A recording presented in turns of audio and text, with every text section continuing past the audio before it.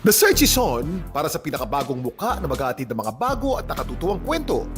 Kwentong dapat alam mo. Yan ang Damn Mystery Host reality search sa Dapat Alam Mo. Ano bang bestseller nyo na flavor? Crocodile egg ice cream. Nasa mahigit 25 artista ang sumalang sa audition, kung saan sinubok ang kanilang talino sa pagkukwento at pagbabalita.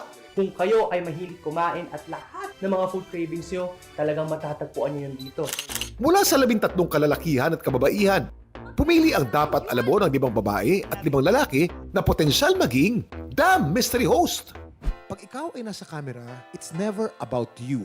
Bago sumalang sa iba't ibang hamon ng nakamaskara, sumailalim muna sila sa isang pantas-aral kung saan binabahagi namin ni Susan ang aming karanasan sa produksyon. Maaari itong makatulong sa kanila para maging Damn Mystery Host. Ang 10 nakamaskarang kalahok From 1 to 10, gaano kasarap ang grilled siomai? 11 po. Perfect! sasalang sa iba't ibang storya at hamon ng produksyon. Try natin. Isa-isa silang makikilala at mababawasan hanggang sa matira ang ultimate winner ng Damn Mystery Host. Handa ka na bang makilala sila?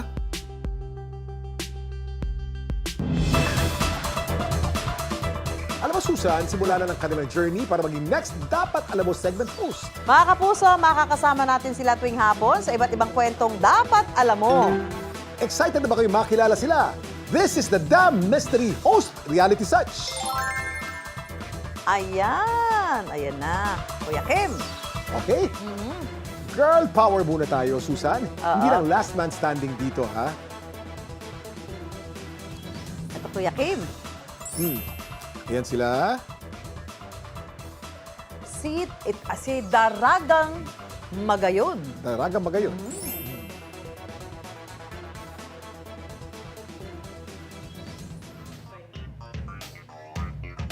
Okay, si Daragang Magayon. Abay, siyempre ito yung alam natin sa Bicol, di ba? So anong gusto mong sabihin sa ating mga manonood ngayon, Daragang Magayon?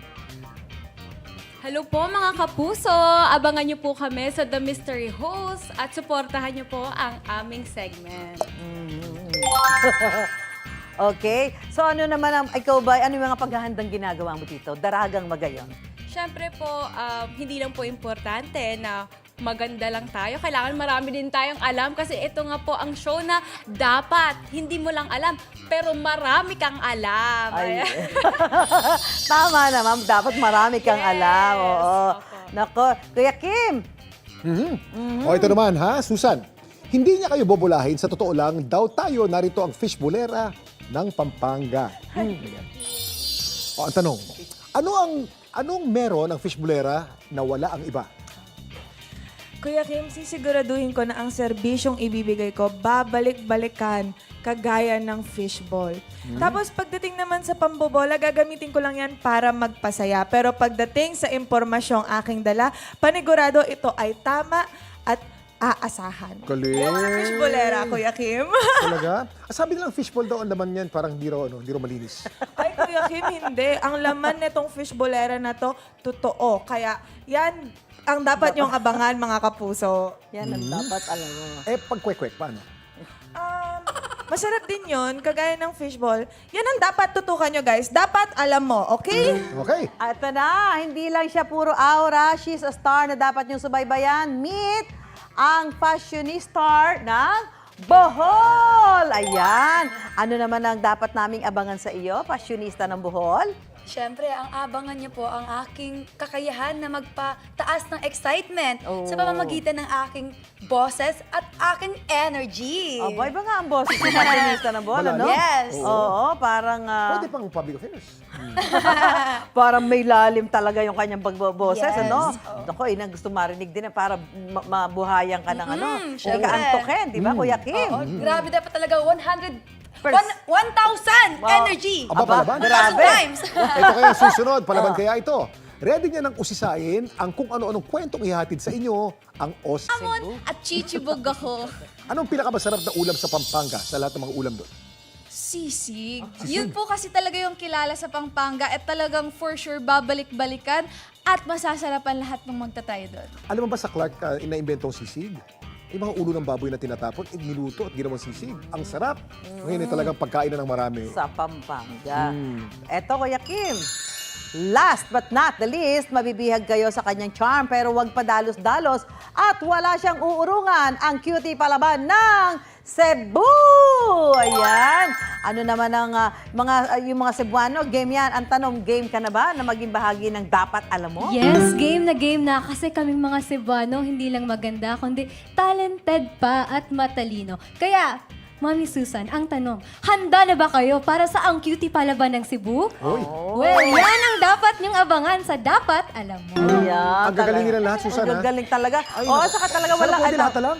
Wala tayong itutulak kabigin Oo. dito sa mga limang ito na nasa harap natin ngayon, Kuya Kim, di ba?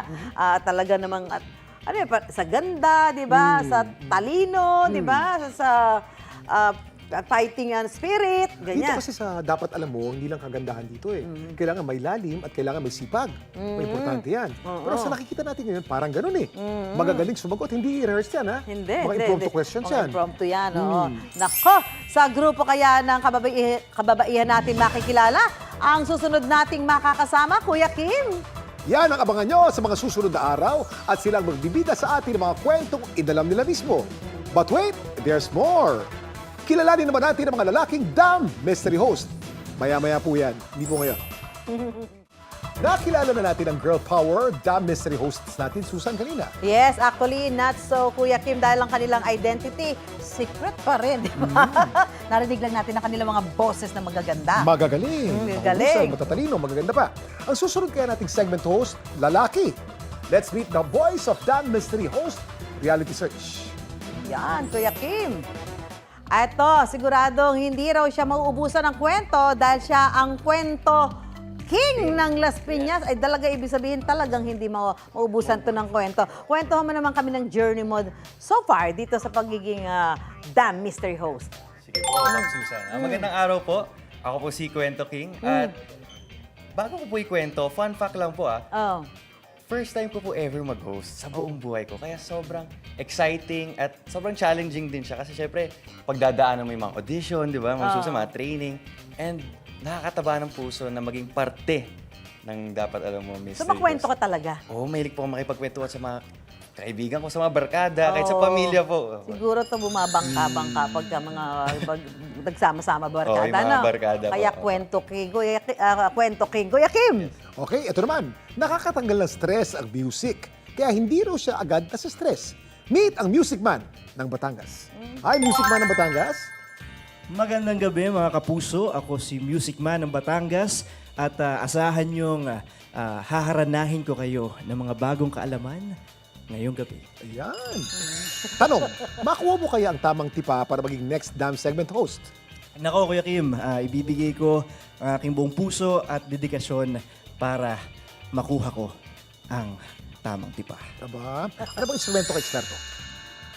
Nagigitara ko, Kuya. Gitara. And kumakanta rin naman. Of course. Eto pa, looks pa lang daw, aabangan na natin siya. Hintayin pa ang kanyang paghatid ng kwento, ang gwaping kisig ng Pasig. Ayan, gwaping kisig ka. Pero ngayon nakamask ka. Ano pa ang meron ka gwaping kisig ng Pasig? Hello sa inyo mga kapuso. Sa aking paglalakbay, kahit gaano man kalayo to ay aking pupuntahan at ako'y mananatiling matibay. Gwaping kisig ng Pasig. Buong tiyagang magbibigay, magsasaliksik para sa tungkuling sinumpaan. Lagi yung tatandaan, lamang ang may alam. Yan ang dapat alam mo. May pagka makata pala to. Nauna na. Diba? Sinasabi yan Nagpakita pagka na- host ka na. Diba Nagpakita sinabi na yan? ng Baka ano, no? pangitain. Oo, talagang paano ba pinaghandaan ito? Ayan, mabuti po kasi na pag sinisimulan ko ang isang bagay, mas mabuti na nagsasaliksik po ako.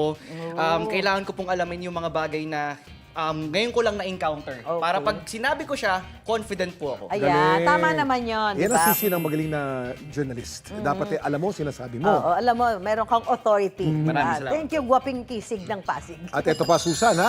Siya kaya ang maging fit na segment host. Meet ang Moreno King ng Parañaque. Hello, Moreno King. Hello everybody, the Damn family. Maraming salamat po. I'm very grateful for this opportunity and sana po mag-enjoy po tayo dito mga kapuso. Thank you so much. Tanong, sa kahit anong storya, fit ka sa tingin mo? Instead of me saying na ako magiging fit, sana po maging fit po para sa mga taong bayan na manonood. Pwede. Yung pinakamahalaga po sa akin, habang nag-host po, hindi lang po para sa akin to, pero makarelate po yung audience, yung mga taong bayan. Excited po ako para maging spokesperson para sa mga taong manonood. Kasi yung goal ko po, para yung mga taong mag-enjoy, mag-relate po sila sa bawat kain na mga kinakain ko, sa pag-experience ng lahat, and also para ma-experience nila habang nanonood. Yung journey and fresh new experience na ma-experience ng mga tao habang nanonood. So, sana makita natin po yan sa yan yung kwentong dapat malaman nyo. Medyo nagbago ng konti ang title, pero pwede ba? Pwede na rin. Matandaan niya lang. Heto ang panghuli natin, Kuya Kim. Focus lang daw sa kwento. Bawal ang kiligin agad kay Baby M ng Quezon City. Baby M. Hello po, magandang gabi po sa inyo lahat mga kapuso. It is an honor and a privilege to be here sa Dapat Alam Mo Studio. Hi! Ano naman ang nilulook forward mong matututuhan dito sa Dapat Alam Mo? Ang nilook forward ko po ay mas lumalim pa yung kaalaman ko sa kung ano man yung topic o issue na matoka sa akin o sa segment ko. At bukod doon, syempre dahil maraming mangyayari dito sa Dapat Alam Mo, nilook forward ko rin pong mas mahasa pa ako sa pakikisalamuha ko, pakikitungo ko, at pagtatanong ko sa mga tao. At syempre, kailangan natin to sa pag-a-adlib. Depende na lang po sa kung ano ang sitwasyon. Tama. Alam mo, nakita ko sa kanila lahat, Kuya Kim. Wala, may ano na sila, yung may kumpiyansa. may kumpiyansa na, confident na sila. Hindi na That's sila, very important. Yes, Oo. napakahalaga no, di ba? At hindi naman kumpiyansa, sila pa'y nakikita mo kahit nakamaskara, may gwapo at magaganda ito. Oo nga, talagang mahirap ito. Mahirap yung pagdadaanan natin diyan, Kuya Kim. Susan, ayan ang mga kapuso, sila po'y nakilala nyo na, pero slight lang. Sila'y mananatiling mystery. Myth! Eto po, nako, ang mga sasalang sa Dam Mystery Host Reality Search.